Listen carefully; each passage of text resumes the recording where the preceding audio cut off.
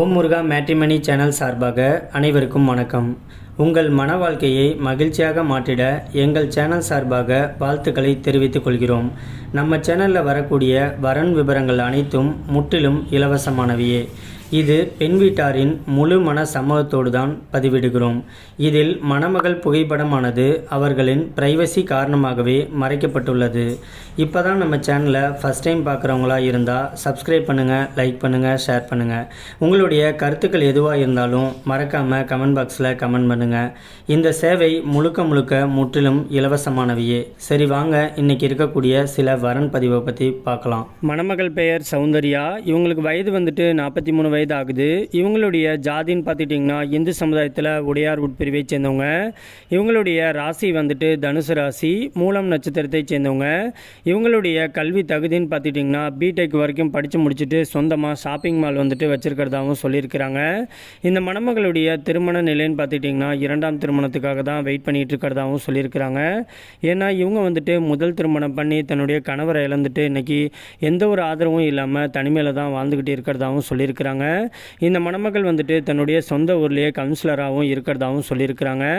இந்த மணமகளுக்கு வந்துட்டு பல கோடி அளவில் சொத்துக்கள் இருந்தாலும் தன்னையும் தன்னுடைய குழந்தையும் பார்த்துக்கிறதுக்காக கடைசி வரைக்கும் ஒரு ஆண் துணை தேவை அப்படிங்கிறதுனால இன்றைக்கி இவங்க மறு திருமணத்துக்கு சம்மதமும் தெரிவிச்சிருக்கிறாங்க. இந்த மணமகளுக்கு சொத்து சொகம்னு பார்த்துக்கிட்டிங்கன்னா இவங்கள்ட்ட இல்லாத சொத்துக்களே கிடையாது. அந்தளவுக்கு இவங்க வந்துட்டு இடமும் சொந்த வீடு அடுக்குமாடி கட்டடம்ன்ட்டு நல்ல ஒரு சொகுசான வாழ்க்கையை தான் வாழ்ந்துக்கிட்டு இருக்கிறதாகவும் சொல்லியிருக்கிறாங்க. குறிப்பாக இவங்களுக்கு மறுமணம் தரப்பவர் வந்துட்டு எந்த ஒரு வேலைக்கும் போகலனாலும் பரவாயில்ல, ஆனால் தன்னமறிய ஒரு டிகிரி முடிச்சுட்டு ஒரு நல்ல ஒரு எந்த ஒரு கெட்ட பழக்கமும் இல்லாத ஒரு ஏழை மணமகனாக இருந்தாலும் பரவாயில்ல, ஆனால் எந்த ஒரு கெட்ட பழக்கமும் இல்லாத ஒரு நல்ல துணை தேவைன்னு கேட்டிருக்கிறாங்க. இந்த மணமகள் வந்துட்டு மதுரையில் தான் வசிச்சுக்கிட்டு இருக்கிறாங்க. இந்த மணமகளுக்கு வந்துட்டு வீட்டுடைய மாப்பிள்ளையாக வரக்கூடிய ஒரு நல்ல கணவர் தான் தேவைன்னு சொல்லியிருக்கிறாங்க. குறிப்பாக இவங்களுடைய கேஸ்ட்லேயே வரக்கூடிய ஒரு நல்ல கணவர் கிடைச்சா போதும், மற்றபடி வயது வந்துட்டு தடை கிடையாதுன்னு சொல்லியிருக்கிறாங்க.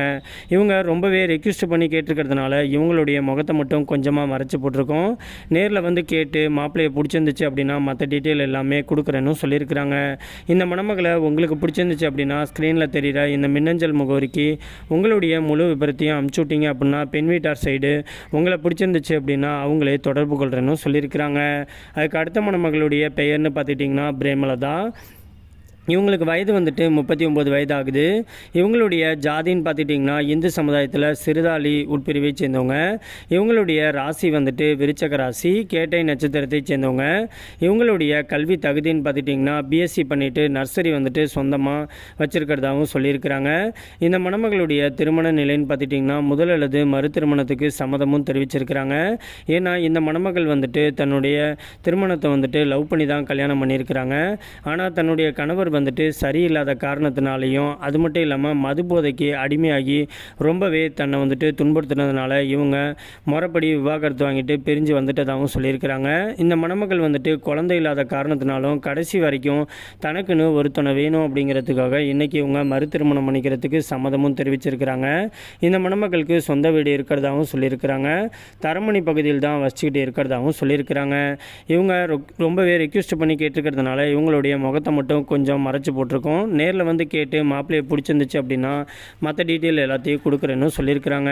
இந்த மணமகளை உங்களுக்கு பிடிச்சிருந்துச்சு அப்படின்னா ஸ்க்ரீனில் தெரிகிற இந்த மின்னஞ்சல் முகவரிக்கு உங்களுடைய முழு விபரத்தையும் அனுப்பிச்சு விட்டீங்க அப்படின்னா பெண் வீட்டார் சைடு உங்களை பிடிச்சிருந்துச்சு அப்படின்னா அவங்களே உங்களை கான்டாக்ட் பண்ணுறேன்னு சொல்லியிருக்கிறாங்க.